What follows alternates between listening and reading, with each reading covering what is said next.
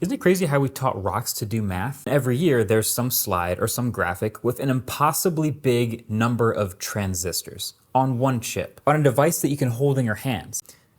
But what about billions of transistors in a single device that you can fit in your pocket and watch this video on? What if you could actually appreciate just how densely packed everything has to be and how small it has to get to fit on a device that just goes in your pocket? Every time I snap my fingers, I'm going to shrink down by 100 times, which is a massive amount, 2 orders of magnitude. So here I am, the person I'm 6'3", so around 2 meters tall, basically. So you could picture me standing in the room in front of you, and the gadgets we use and know every day fit into the palm of our hands.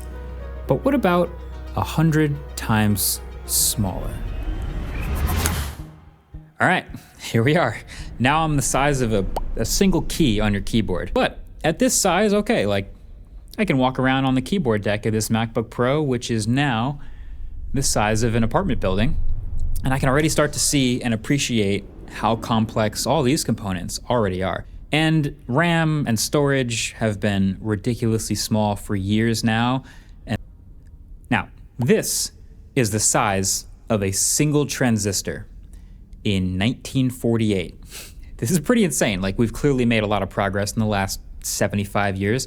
You don't need me to tell you that, but this already puts it into perspective, how far we've come since a computer was the size of a room. And one more thing I want to at least highlight here. Technology only gets better because of the people working really hard on it. It says that the number of transistors on a microchip roughly doubles every 2 years.